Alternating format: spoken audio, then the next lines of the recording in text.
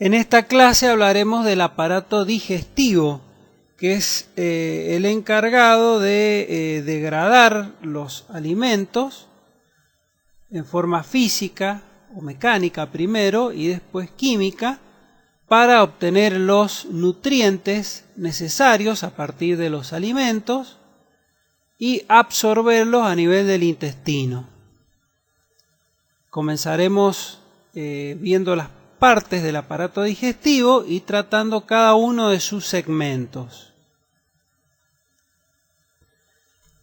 El aparato digestivo está compuesto por el tubo digestivo, que se inicia en la cavidad bucal, donde comienza el proceso de trituración mecánica de los alimentos y los primeros pasos de la digestión con la formación del bolo alimenticio, que una vez que se produce la ingestión del bolo alimenticio pasa a la orofaringe y de acá hacia el esófago, que son sitios de transporte del bolo alimenticio, hasta el estómago, donde el bolo alimenticio será transformado en una sustancia semilíquida con la incorporación del jugo gástrico, y desde aquí al duodeno, donde se iniciará el proceso de absorción. El duodeno es la primera porción del intestino delgado y desde acá pasará al yeyuno y al ilion, que son las otras porciones del intestino delgado, donde se completará la absorción principal de todos los nutrientes. El resto de los nutrientes que no son absorbidos conforman, junto con el agua y la secreción mucosa, la secreción que pasará al intestino grueso, donde se formará el bolo fecal, que se eliminará por el ano, que es la última porción del tubo digestivo. Así que el tubo digestivo comienza en la boca, termina en el ano, y el otro componente importante del aparato digestivo, sin el cual no se pueden cumplir estas funciones, son las glándulas anexas, que en la cavidad bucal son las glándulas salivales, y en el abdomen hablaremos principalmente del hígado y del aparato biliar y del páncreas. Todas estas estructuras íntimamente relacionadas. Aunque el tema de la cavidad bucal lo trataremos en extenso, en esta primera parte, como componente del tubo digestivo, aquí se inicia el proceso de trituración mecánica de los alimentos y junto con la saliva, secretada por las glándulas salivales principales y accesorias, se conforma el bolo alimenticio, que también se inicia una parte de la digestión enzimática, ya que las glándulas salivales contienen enzimas como la amilasa salival, que actúa sobre los hidratos de carbono, y en menor proporción la lipasa de algunas de las glándulas salivales menores. Desde aquí el bolo alimenticio pasará a la orofaringe. El tubo digestivo tiene una estructura básica, general y común.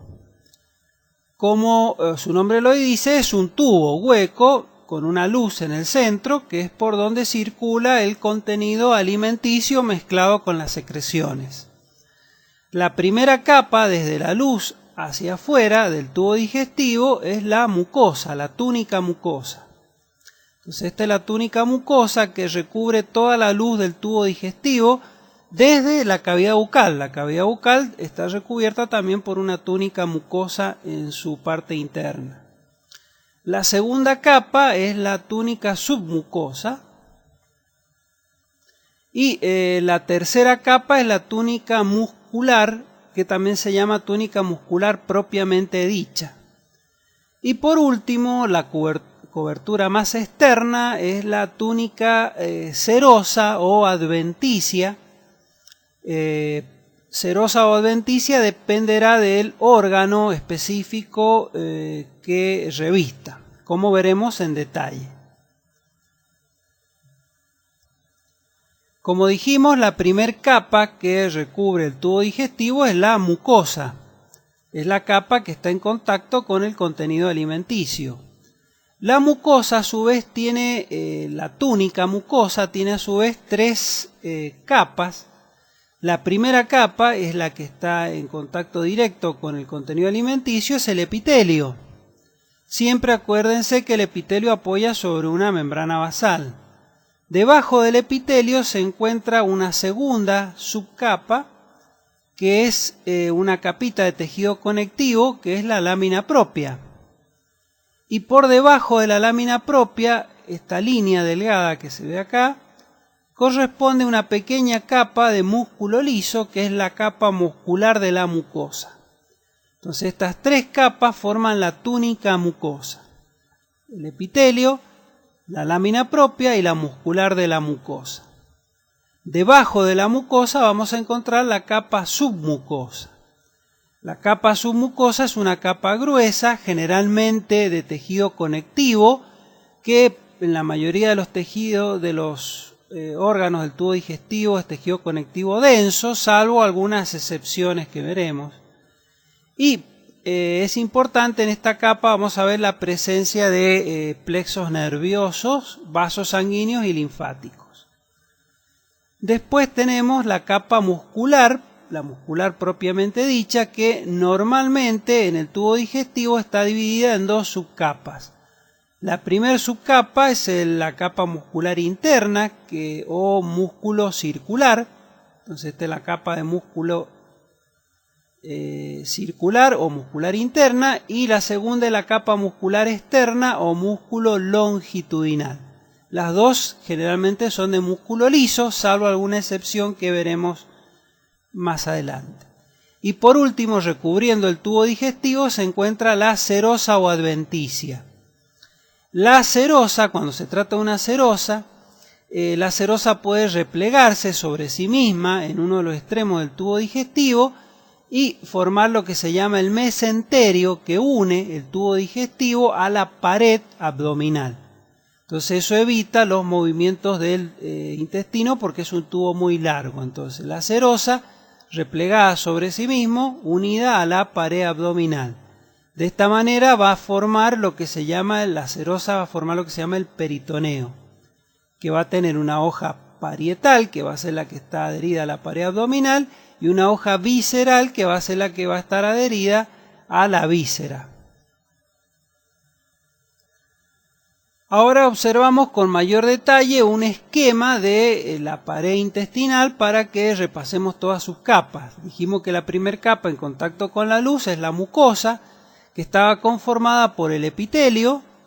Este es el epitelio del revestimiento, la lámina propia, que es tejido conectivo laxo.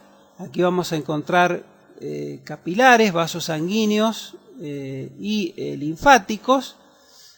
Y la muscular de la mucosa, que es una capa muy delgada de músculo liso y que marca el final de la mucosa.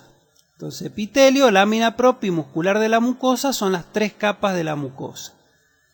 Por debajo encontramos la submucosa, que normalmente es tejido conectivo denso, y aquí encontramos, dijimos, vasos linfáticos y un plexo vascular más desarrollado con arterias y venas, y también vamos a encontrar plexo nervioso.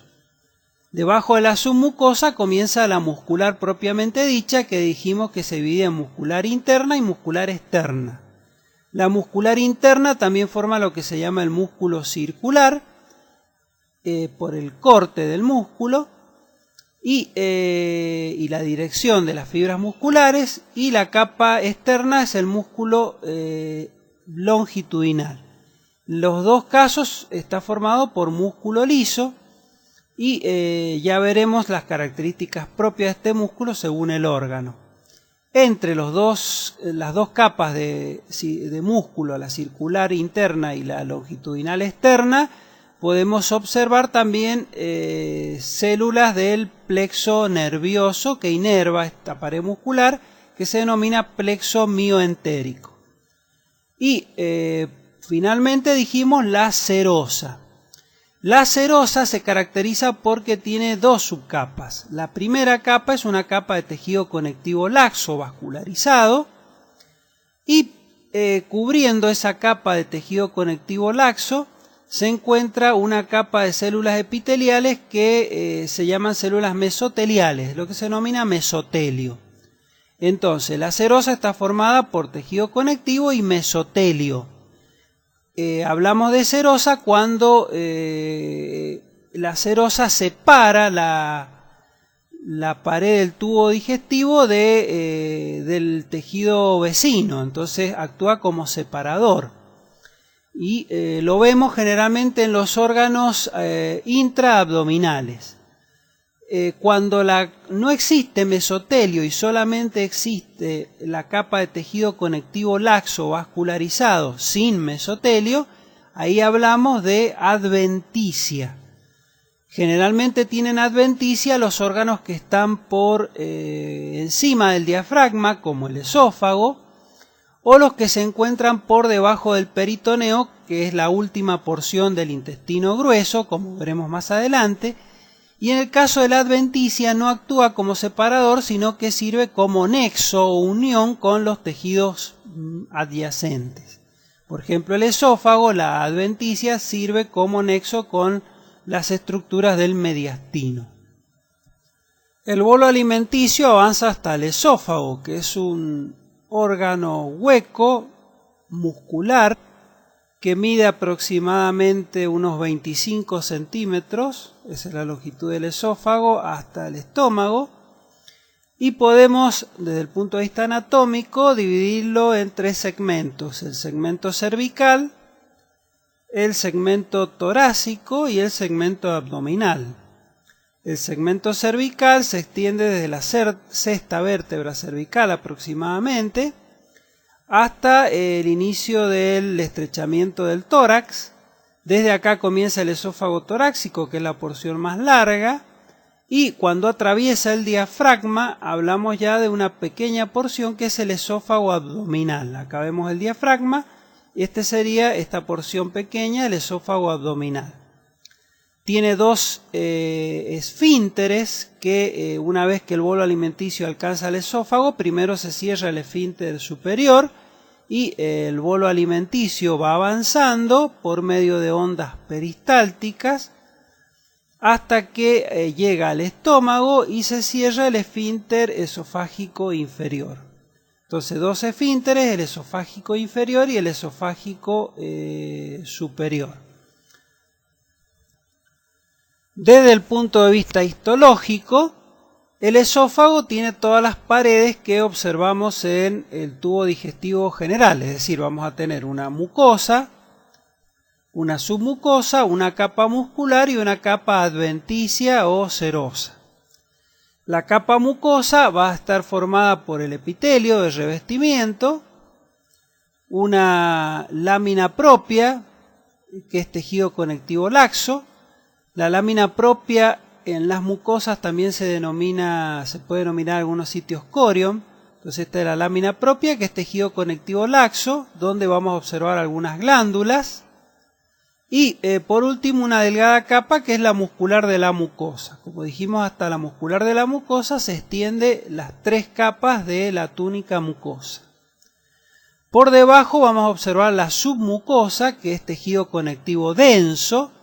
Siempre es tejido conectivo denso de tipo no modelado, y aquí dijimos que podíamos observar vasos sanguíneos, linfáticos y algunas, en este caso como en el esófago, también vamos a encontrar glándulas. Después vamos a tener la capa muscular propiamente dicha, que en el caso del esófago es muy particular, ya que en el esófago cervical las dos capas están formadas por músculo estriado esquelético, y en el esófago torácico hay una mezcla de músculo estriado esquelético con músculo liso, mientras que en el esófago abdominal, en la última porción del esófago, las dos capas ya son de músculo liso, es decir, la capa de músculo circular y la capa de músculo liso longitudinal. La última capa, en la mayor parte del esófago, tanto en el tercio cervical como en el esófago torácico, está formada por tejido conectivo laxo con vasos sanguíneos y nervios, tejido adiposo, que conforman la adventicia. pero en la porción de esófago que atraviesa el diafragma, es decir, en la porción de esófago abdominal, que es un tramo muy cortito de unos 3 centímetros, en esa zona ya tenemos serosa. Entonces en el esófago abdominal tenemos serosa. Es decir, que en esa zona vamos a tener tejido conectivo más mesotelio. Entonces, si vemos en un corte el esófago, podemos ver que el epitelio es una zona bastante gruesa. Este es el epitelio. Por debajo vemos la lámina propia, que dijimos que es tejido conectivo laxo. Si vemos que el epitelio es grueso, eso nos da una idea de qué tipo de epitelio puede ser. Cuando lo vemos con detalle, vemos que se trata de un epitelio estratificado, plano, no queratinizado. Entonces el esófago está recubierto por epitelio estratificado plano no queratinizado. ¿Por qué es estratificado? Porque es una zona que está con mucho roce por el alimento. Entonces básicamente es una continuidad del epitelio de la cavidad bucal y de la orofaringe. Es un epitelio que tiene que resistir el paso del alimento. En estas zonas, como desde la cavidad bucal, la faringe y el esófago, el alimento tiene un tránsito bastante rápido. Y en general este epitelio está formado, por ser una mucosa, por una capa basal, una capa intermedia y una capa superficial de células planas. La submucosa del esófago está conformada por tejido conectivo denso, no modelado. Aquí vamos a encontrar vasos sanguíneos y linfáticos. Y células nerviosas, vamos a encontrar neuronas que pertenecen al plexo submucoso, denominado también plexo de Meissner. Y también vamos a encontrar glándulas. Si vemos en esta imagen, acá vemos la mucosa y la submucosa. La mucosa formada por el epitelio estratificado plano no queratinizado, la lámina propia con la letra B. En este caso la lámina propia dijimos que es tejido conectivo laxo y vemos las fibras de colágeno teñidas con un colorante de color azul denominado tricrómico. Se ve una capa muscular de la mucosa bastante importante y debajo de la muscular de la mucosa, acá termina la mucosa y comienza la submucosa. Entonces a partir de acá comienza la submucosa. Y en la submucosa, que dijimos que es tejido conectivo denso de tipo no modelado, vemos gruesos haces de fibras colágenas, vemos esta estructura marcada con la letra D que corresponde a una glándula. En este caso es una glándula submucosa. Y como vemos por el tipo de acino, son glándulas de secreción mucosa. En el esófago encontramos dos tipos de glándulas en la pared del esófago. Las glándulas de la submucosa y las glándulas de la mucosa. En la submucosa vamos a encontrar que a lo largo de toda la submucosa vamos a ver glándulas. Mientras que en la mucosa, específicamente en la lámina propia de la mucosa, vamos a encontrar las glándulas denominadas glándulas mucosas cardiales, que se encuentran sobre todo en la porción terminal del esófago, en el tercio inferior, en la región cardial, que es el límite con el estómago.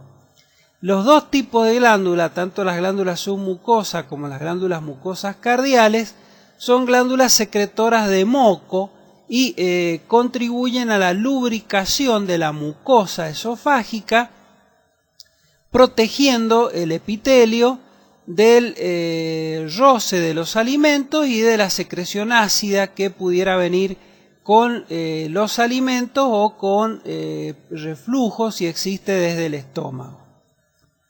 En esta diapositiva observamos la porción terminal del esófago. Del lado derecho acá observamos la mucosa del esófago que dijimos que está revestida por epitelio estratificado plano no queratinizado.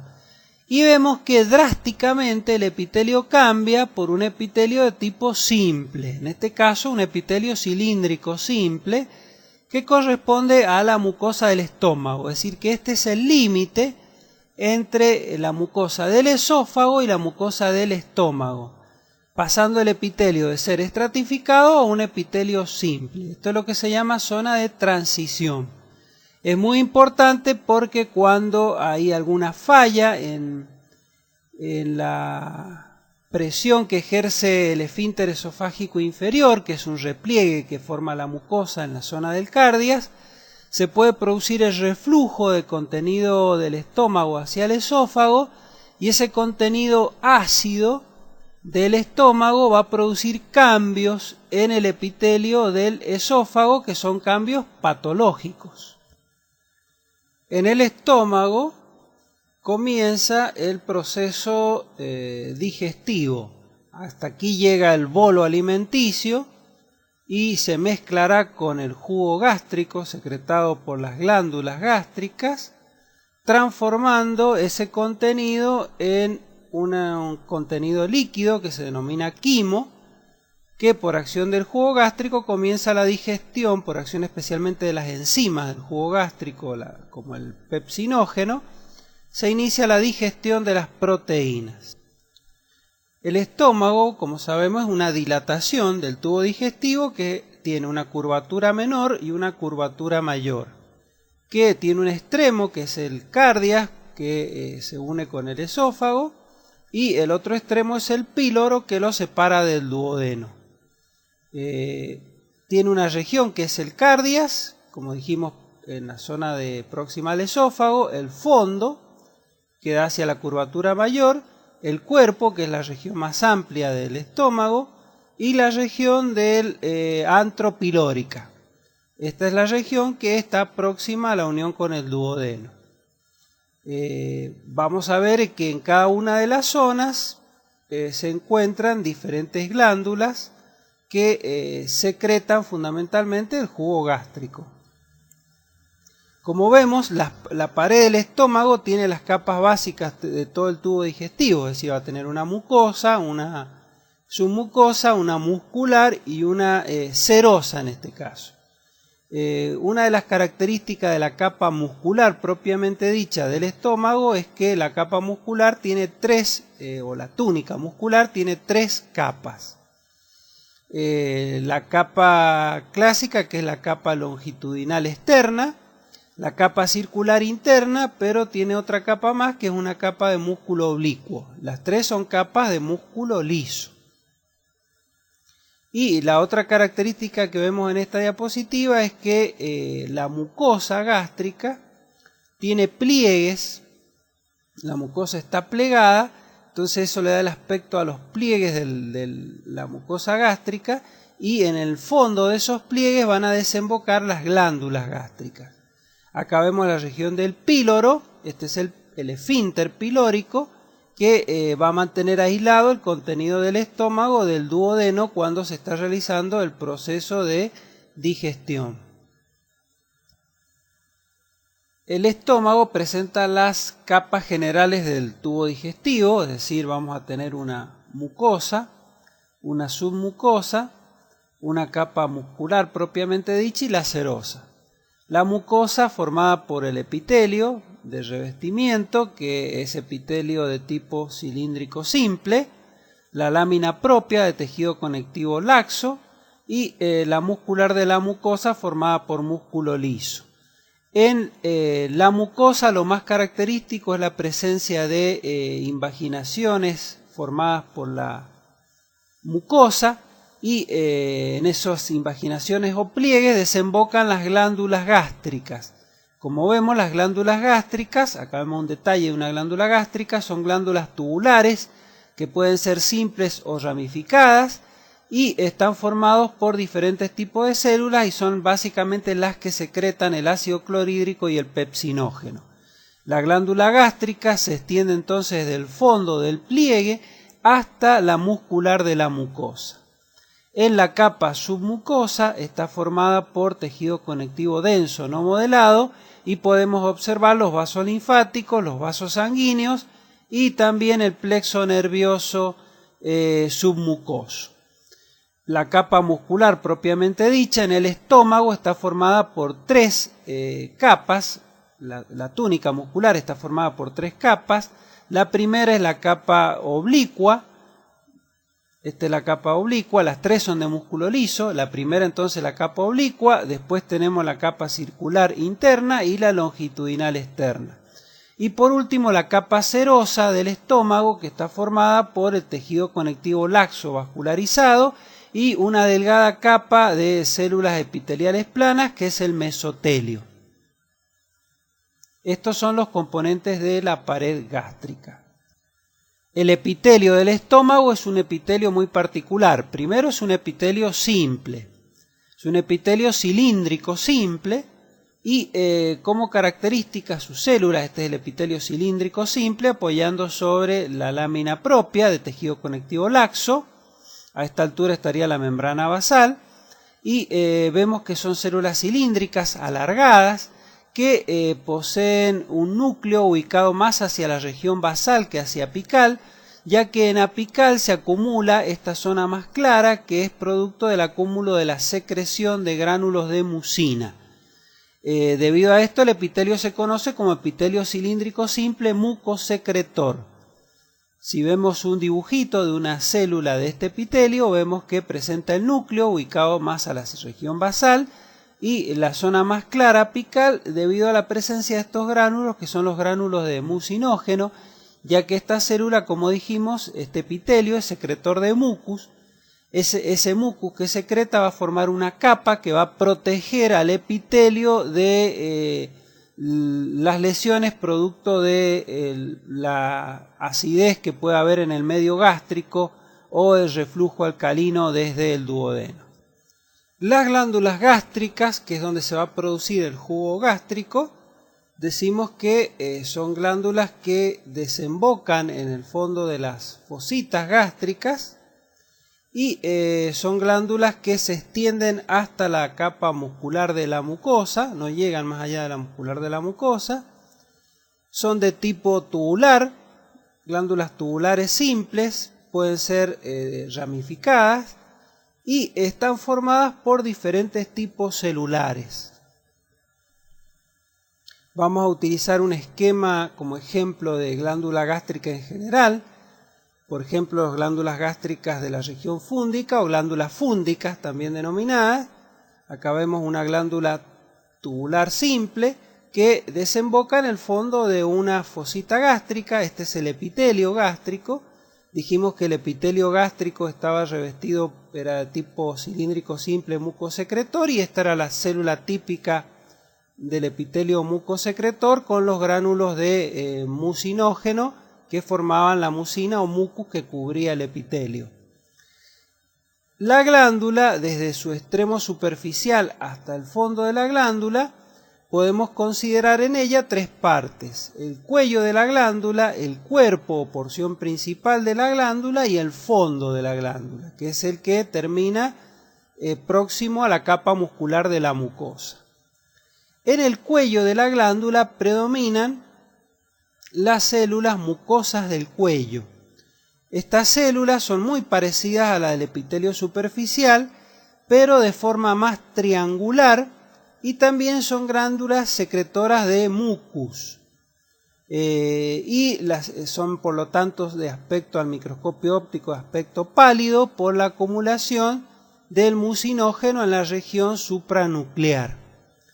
En el cuerpo de la glándula van a predominar las células parietales.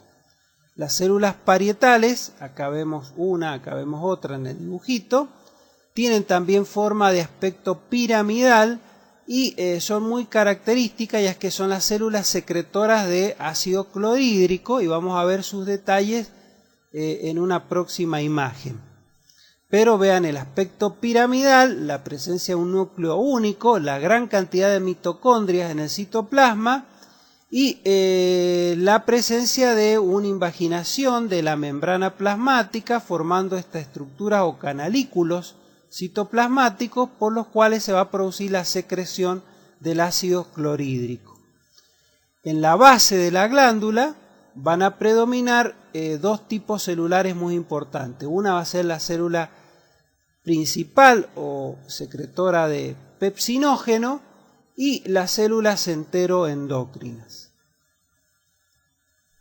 La célula parietal, como dijimos, predomina en la zona del cuerpo, específicamente de la glándula gástrica, y van a ser las secretoras de ácido clorhídrico. El ácido clorhídrico va a ser fundamental porque es el que va a dar la acidez, el pH ácido de la secreción gástrica, y ese pH ácido de la secreción gástrica es muy importante para que se active el pepsinógeno y se transforme el pepsinógeno en pepsina, que es la enzima activa que va a actuar en la digestión de las proteínas, degradando las proteínas en fragmentos más pequeños de péptidos. La célula parietal tiene como característica importante su forma piramidal, la presencia de un núcleo central y la abundante cantidad de mitocondrias en el citoplasma para la generación de ATP, y esa gran cantidad de mitocondrias hace que con las tinciones comunes, hematoxilina y eosina, la célula se tiña bien eosinófila o acidófila, y la podamos distinguir muy bien en las preparaciones histológicas por su acidofilia citoplasmática. La membrana plasmática, como dijimos, en la zona más delgada, en la región apical, se invagina formando una estructura con forma canalicular con microvellosidades. En estas zonas canaliculares por donde salen los iones cloro e hidrógeno para formar el ácido clorhídrico. La secreción de ácido clorhídrico es una de las secreciones más importantes de la célula parietal, que dijimos que tiene un sistema de tubo vesicular formado por la invaginación de la membrana plasmática. Cuando la célula parietal se activa, este sistema túbulo vesicular se transforma o se observa más desarrollado con la presencia de gran cantidad de microvellosidades que indican la activación de la célula parietal. ¿Qué puede ser desencadenada esta activación? Por diferentes sustancias. La célula parietal presenta, sobre todo en su región basal, receptores para la acetilcolina producida por el vago. Entonces, a través de la estimulación vagal se puede desencadenar la activación de la célula parietal. También por la gastrina. La célula parietal tiene receptores para gastrina. La gastrina es una hormona producida por las células enteroendocrinas, especialmente las células G presentes en el antro gástrico, como vamos a ver enseguida. Y también este es el mecanismo principal, la acción de la gastrina. Y también tiene receptores para histamina. Estos receptores, entonces, la histamina liberada por mastocitos del tejido conectivo. Todos estos factores pueden estimular a la actividad de la célula parietal para la secreción de ácido clorhídrico. Entonces, cuando la célula parietal se activa, se inicia la secreción de ácido clorhídrico a partir del dióxido de carbono que se forma a partir del dióxido de carbono proveniente de la sangre, que uniéndose al agua forma bicarbonato, el cual por acción enzimática, por acción de la enzima anidrasa carbónica, va a liberar los iones hidrógenos, y estos iones hidrógenos salen fuera de la célula por acción de una bomba dependiente del ATP, que es una bomba de protones que intercambia hidrógenos por potasio. Entonces, de esa manera, esta bomba de protones libera los hidrogeniones hacia la luz, que se van a unir a los iones cloro provenientes de la sangre y que salen fuera de la célula también por una bomba independiente de cloro. De tal manera que en la luz se van a unir el cloro con el hidrogenión formando el ácido clorhídrico que va a secretar la célula parietal.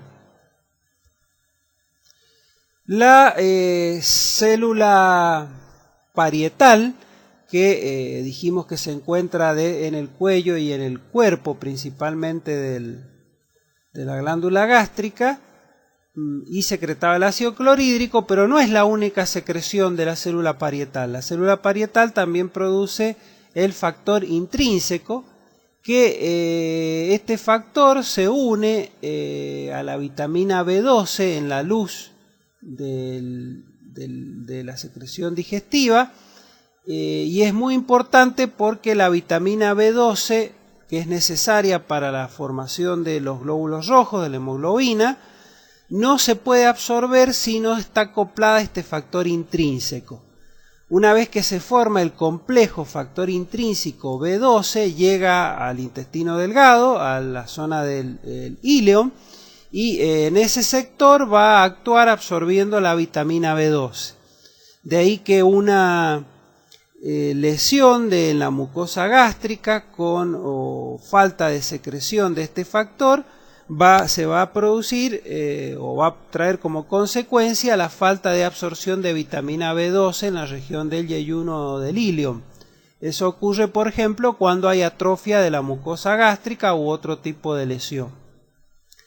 El otro tipo de células presentes en la glándula fúndica, la glándula gástrica, son las células principales que se van a ubicar fundamentalmente en la base de la glándula. Aquí se ubican las células principales o zimógenas, que se caracterizan estas células porque presentan una acumulación de gránulos en la región apical, gránulos de zimógeno o pepsinógeno. El pepsinógeno es el producto de secreción inactivo que va a ser secretado hacia la luz en la base de la glándula en forma inactiva. El pepsinógeno, como dijimos antes, necesita un medio ácido para activarse. Por eso recién se va a activar cuando alcance la luz de la glándula al encontrarse con el medio ácido producido por el ácido clorhídrico, y se va a transformar en pepsina, que es la enzima encargada de degradar o iniciar la digestión de las proteínas. Como vemos entonces, el pepsinógeno se produce inactivo en la base, por eso están estas células acá, donde no hay células parietales. Y el otro tipo de células que también encontramos en la región en la base de la glándula, sobre todo, son las células enteroendocrinas. Las células enteroendocrinas son células secretoras de hormonas y tienen forma también piramidal. En general no llegan a la luz de la glándula, vemos que no alcanzan la luz de la glándula, están más bien apoyadas contra la membrana basal. Puede haber algún otro tipo de célula enteroendocrina que sí alcance la luz de la glándula, pero lo más común es que no lleguen a la luz. Y estas células tienen como característica principal que tienen gran acumulación de gránulos en su citoplasma, y sobre todo estos gránulos se acumulan alrededor de todo el núcleo o especialmente en la región basal, ya que van a ser estos gránulos contienen secreción hormonal, péptidos que van a ser secretados hacia el tejido conectivo, donde se encuentran los capilares. Un ejemplo de célula enteroendocrina son las células G, productoras de gastrina. Entonces la gastrina se va a liberar hacia los capilares del tejido conectivo y por vía sanguínea va a llegar a las células parietales para estimular la secreción de ácido clorhídrico.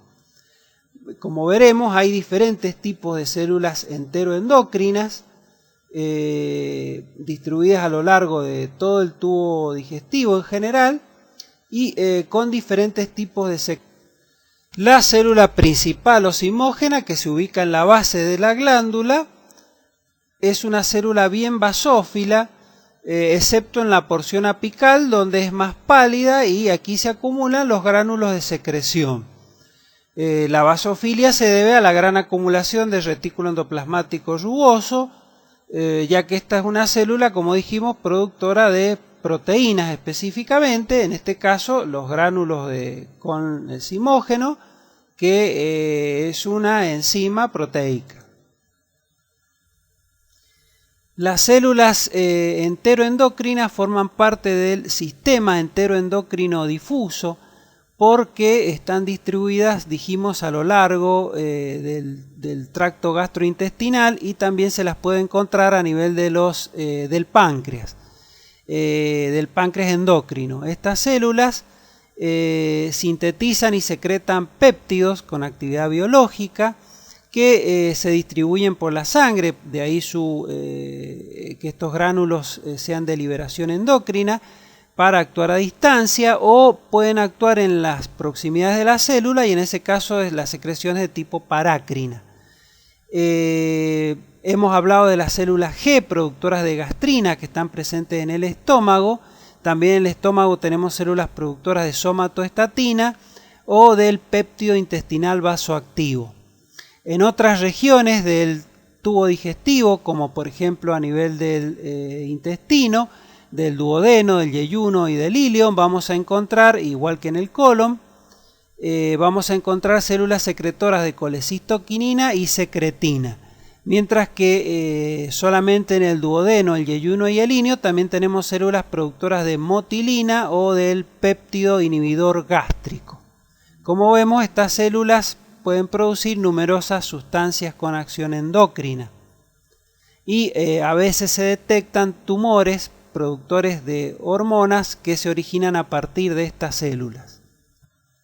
Ahora comenzaremos a hablar del intestino y comenzamos con el intestino delgado, diciendo que es un tubo muscular de aproximadamente entre 5 y 7 metros de longitud, que se extiende desde el píloro, que lo une con el estómago, hasta la válvula ileocecal, que lo va a unir con el intestino grueso. Marca el límite entre intestino delgado y grueso.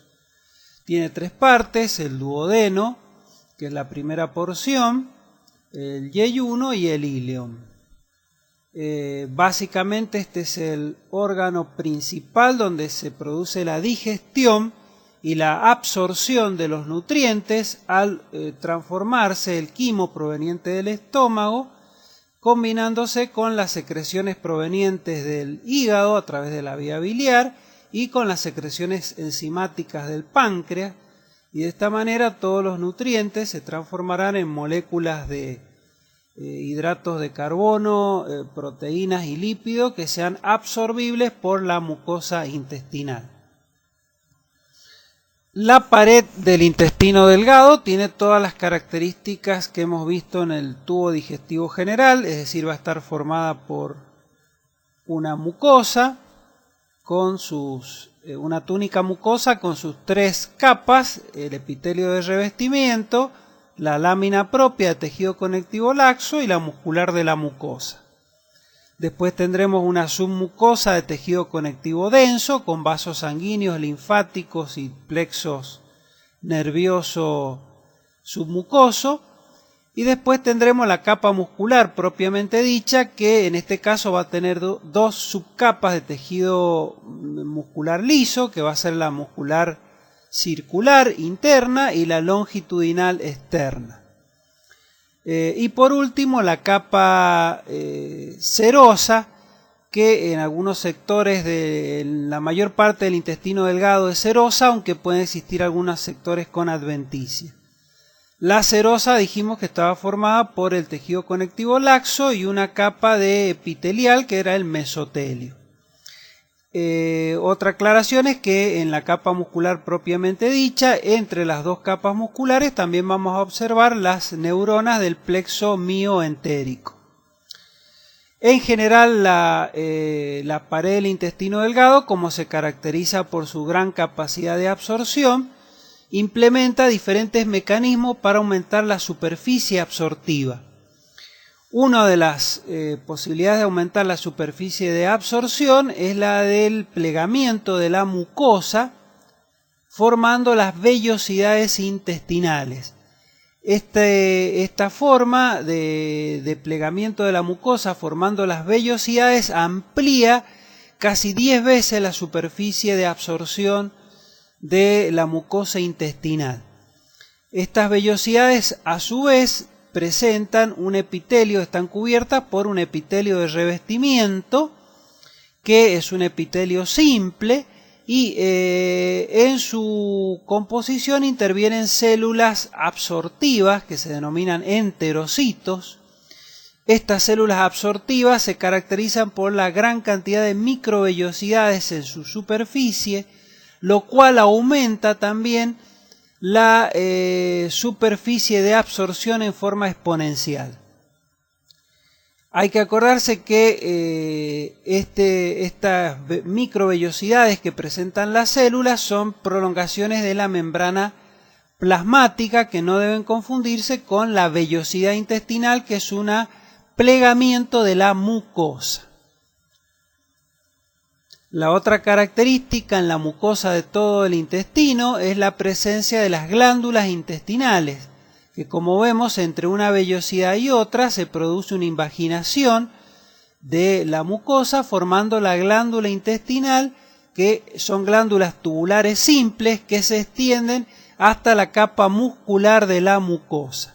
Estas glándulas tubulares simples, de estas glándulas intestinales, son las que van a secretar un fluido rico en enzimas que es propio, y de mucus, es propio de la pared intestinal, que veremos más adelante. La primera porción del intestino delgado es el duodeno, que se extiende desde el píloro, que lo une con el estómago, hasta el inicio del yeyuno. Tiene 3 porciones, primera, segunda y tercera porción del duodeno, que forman una especie de letra C, rodeando a la cabeza del páncreas, que se va a ubicar en el centro del duodeno. El duodeno es un órgano retroperitoneal y desde el punto de vista fisiológico constituye el principal sitio de absorción de todo el tubo digestivo. Acá estamos observando un corte histológico del intestino delgado, como el que van a ver en los trabajos prácticos, donde podemos distinguir que se trata de intestino delgado por la presencia de la gran cantidad de vellosidades intestinales, y estas vellosidades intestinales con la lámina propia y la muscular de la mucosa van a formar la capa mucosa del intestino delgado. Entonces todo este sector es la mucosa del intestino delgado. Por debajo vemos la capa de submucosa, y después en forma que se distingue más gruesa es la capa muscular con sus dos túnicas, la circular interna y la longitudinal externa. Y por último, muy delgadita, se alcanza a ver la serosa. Ahora observamos un corte histológico de la pared del duodeno, donde vemos la mucosa, y podemos reconocer en la mucosa la presencia de las vellosidades intestinales, pero además podemos reconocer la presencia de las glándulas intestinales. Estas son las glándulas intestinales que desembocan entre una vellosidad y otra, y estas glándulas intestinales se denominan también criptas. Criptas, acá vemos una glándula intestinal, se denominan criptas de Lieberkühn.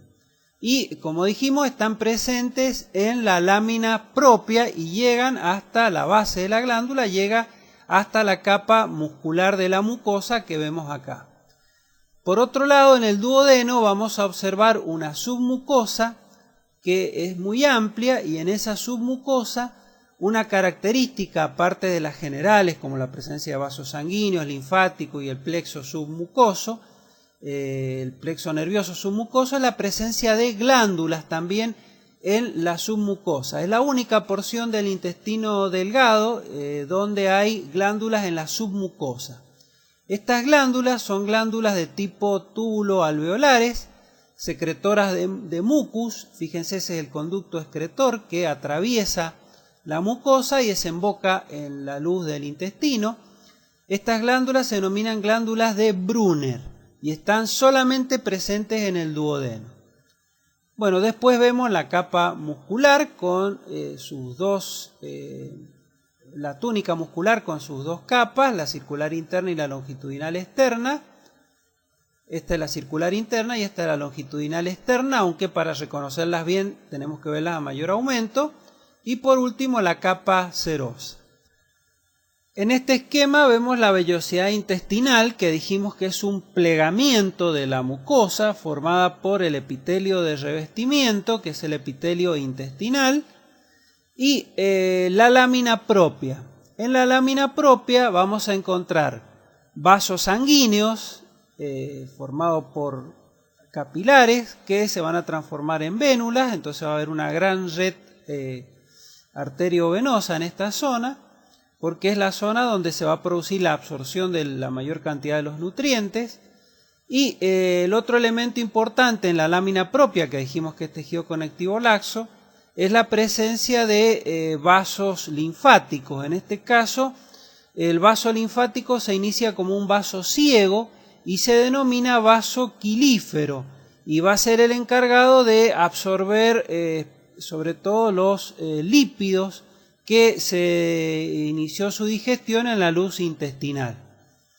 Acá vemos el corte histológico de la vellosidad intestinal y podemos distinguir muy bien el epitelio de la lámina propia. El epitelio intestinal es epitelio de tipo cilíndrico simple, es decir, es epitelio simple, cilíndrico, que conviene que sepan un nombre completo del epitelio porque eso los va a ayudar a describir el tipo de células que van a encontrar.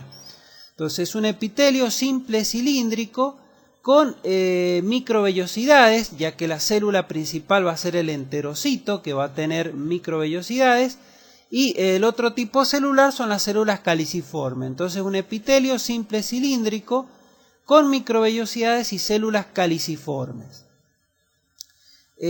Acá vemos, acá estaría la membrana basal, estas serían las células cilíndricas de los enterocitos, y las microvellosidades se ven como una línea en el corte con microscopio óptico, que es lo que estamos viendo acá, se ve como una línea de color más oscuro y corresponden al conjunto de las microvellosidades que, como adoptan el aspecto de un cepillo, también se denomina ribete en cepillo.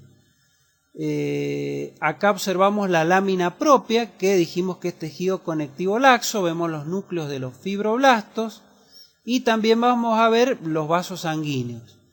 Y si tenemos suerte también podemos llegar a ver acá vemos glóbulos rojos y otras células de la sangre. Podemos llegar a ver algún quilífero correspondiente al sistema linfático. Entonces esa es la lámina propia.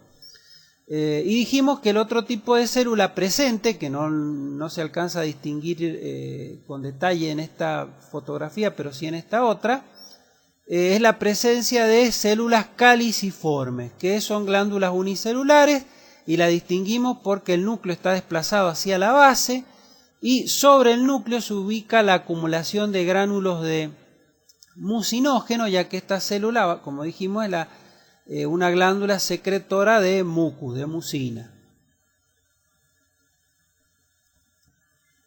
Traten de ver en esta vellosidad intestinal el ribete en cepillo que forman los enterocitos, que son las células principales absortivas del intestino. Ahí lo vemos a mayor aumento. Y la gran cantidad de células caliciformes que se ven como formaciones claras, globulosas, con el núcleo en la base, que son las encargadas de secretar la mucina que protege el epitelio intestinal. Las glándulas intestinales o glándulas de Lieberkühn son invaginaciones del epitelio del intestino dentro de la lámina propia del tejido conectivo.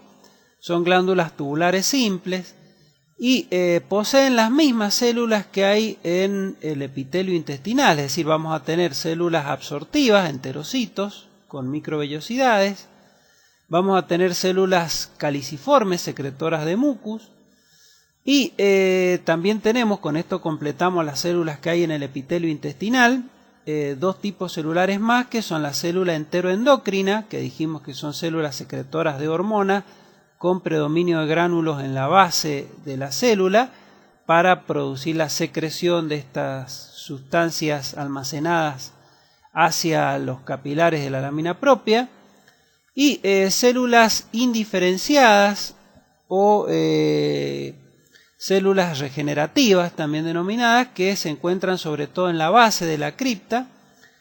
Estas células son las que sufren mitosis, entonces vamos a ver que están en mitosis continua, ya que deben renovar el resto de las células del epitelio del intestino. Es decir, que desde estas células se originan las células del epitelio intestinal cuando estas necesitan ser reemplazadas.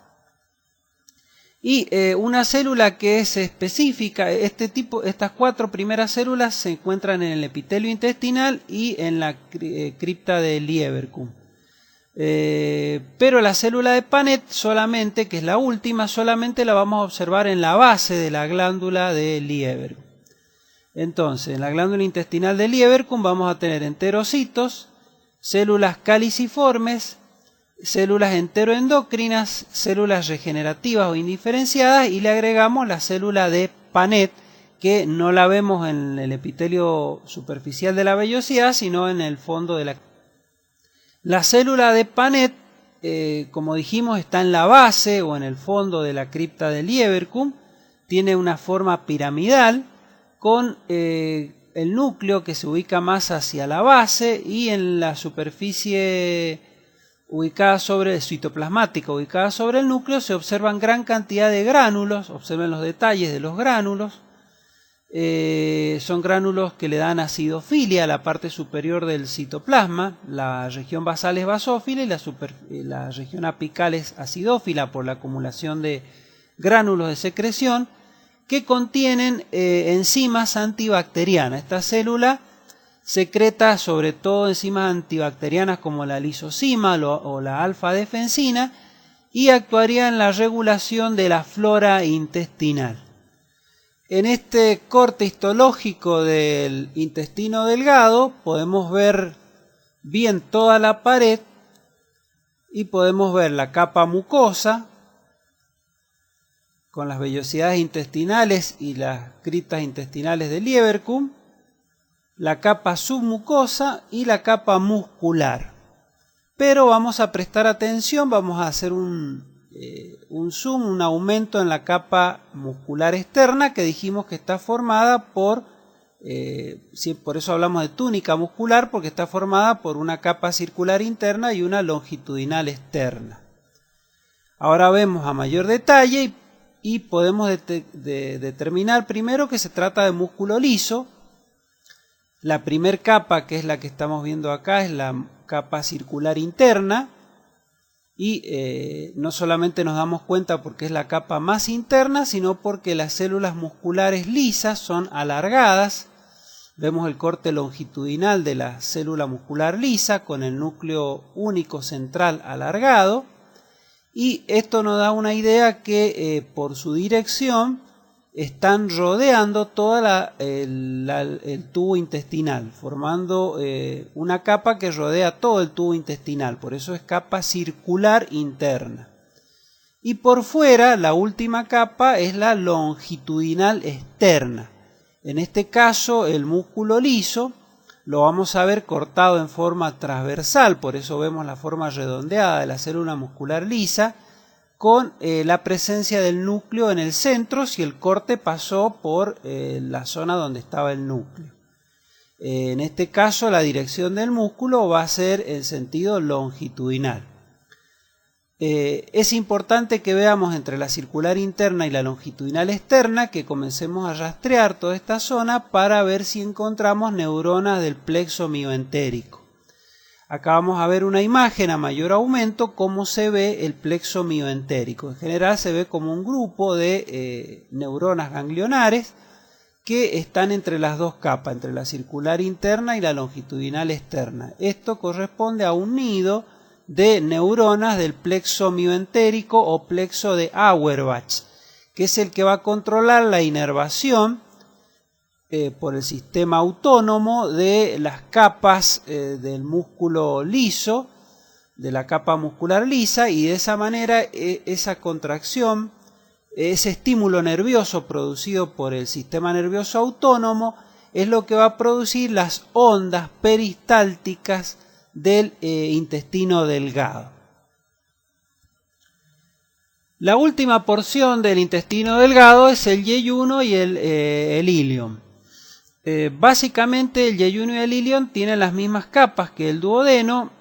Recordemos que en este caso no hay glándulas de Brunner en la submucosa, y lo que sí vamos a encontrar son la presencia de nódulos linfoides, grandes nódulos linfoides, como observamos acá, todos estos son nódulos linfoides, que un nódulo linfoide es un centro formado por la acumulación de linfocitos, que se denominan en la zona del yeyuno y del ilion, se denominan placas de Peyer. Estas placas de Peyer son acumulaciones linfoideas que predominan sobre todo en la porción del ilion próximo a la válvula iliocecal y en la primera porción del ciego. Y por supuesto van a intervenir en el mecanismo defensivo.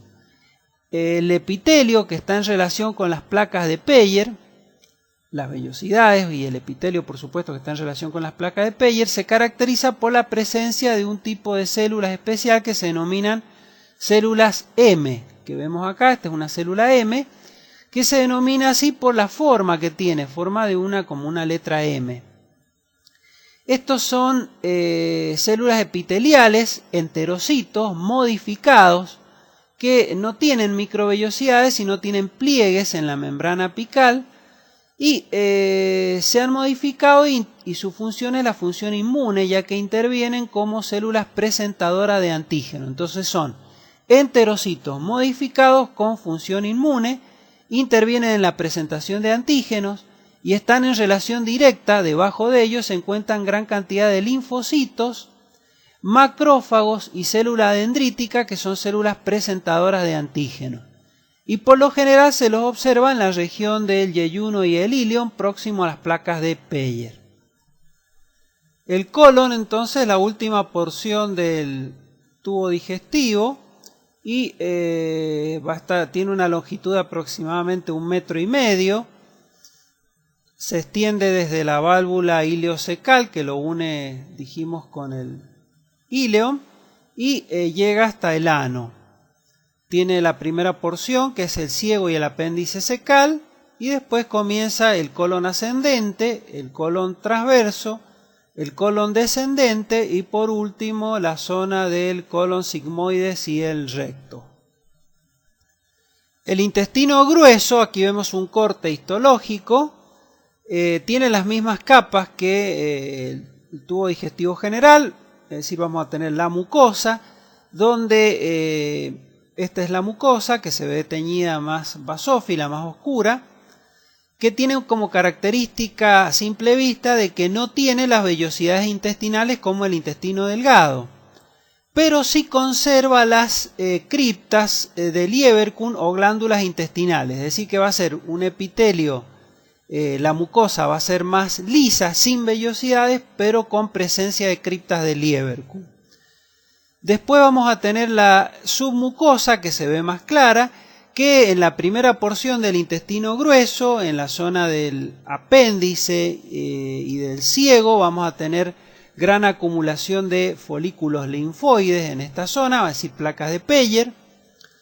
Y después la capa muscular, la túnica muscular, que va a estar formada por la capa muscular circular interna y longitudinal externa, pero que tiene la característica en el intestino grueso que comienza a organizarse la capa muscular formando estas aglomeraciones de dirección longitudinal, entonces formada por la capa muscular externa, que se denominan tenias coli, y que son básicamente las tres tenias formadas por la capa muscular propia del intestino grueso. La última capa, que es la serosa, que puede ser serosa o adventicia según el sector del intestino grueso, mientras que en el ciego hasta la porción final del colon presenta serosa en la cara anterior y adventicia en la posterior. En el colon transverso solamente vamos a tener serosa en toda la extensión del colon transverso, mientras que en el recto vamos a ver que solamente vamos a tener adventicia, ya que el recto es una estructura retroperitoneal. Entonces les recuerdo que en el recto hay solamente adventicia, en el colon transverso hay solamente serosa, y en el resto tenemos serosa en la cara anterior y adventicia en la cara posterior. Este dibujito resume las diferencias entre el intestino delgado y el intestino grueso. Entonces vemos que en el intestino grueso no hay vellosidades y sí tenemos las criptas de Lieberkühn en la mucosa. Esa es la principal diferencia en la mucosa. En la submucosa, la presencia de los elementos característicos de toda la submucosa, vasos sanguíneos, linfáticos, plexo submucoso y acúmulos de linfoides, sobre todo en la zona del apéndice y del ciego. Y la capa muscular propia, acordarse que tenemos la túnica muscular propia, que tiene la capa muscular de músculo liso, circular interna y longitudinal externa, y que se organiza formando las tenias, las tenia coli. Y ya dijimos las características de la serosa o adventicia según el sector del intestino grueso que estemos estudiando. Con respecto al epitelio de la mucosa del intestino grueso, es el mismo epitelio que en el intestino delgado y vamos a observar los mismos tipos celulares, es decir, vamos a tener enterocitos, células absortivas, vamos a tener células caliciformes, las células indiferenciadas, que son las o regenerativas, que son las que van a transformarse por mitosis en el resto de las células del epitelio intestinal, y células enteroendocrinas. En el caso del epitelio intestinal vamos a ver un gran predominio de células caliciformes, ya que la capa de mucus debe proteger toda la mucosa intestinal del intestino grueso, ya que en el intestino grueso los desechos que quedan de la absorción de los alimentos se van a ir deshidratando, se va a producir la absorción de agua y se van a ir formando los desechos sólidos que van a conformar la materia fecal, que para evitar que el roce de esa materia fecal lesione la mucosa, hay una gran cobertura de mucosa, de células productoras de mucus, como son las células caliciformes. Acá observamos la mucosa del intestino grueso y podemos ver la gran cantidad de células caliciformes que se ven como pequeñas formaciones globulosas pálidas en esta cripta de Lieberkühn, que vemos que, como dijimos antes, la mucosa intestinal conserva gran cantidad de criptas de Lieberkühn, pero no hay vellosidades intestinales. Entonces vemos que el epitelio prácticamente es una continuidad sin vellosidades. Y la presencia en las criptas de Lieberkühn de gran cantidad de células caliciformes. Acá tenemos la lámina propia y esta es la capa muscular de la mucosa, que es donde finaliza la mucosa intestinal y corresponde también donde termina la base de las criptas de Lieberkühn. En esta imagen observamos un corte histológico del intestino grueso para mostrar la gran cantidad de folículos linfoides ubicados en la submucosa, que estos folículos linfoides forman lo que se llaman las placas de Peyer, que se observan, dijimos, en el apéndice, en el ciego y en la última porción del hilo.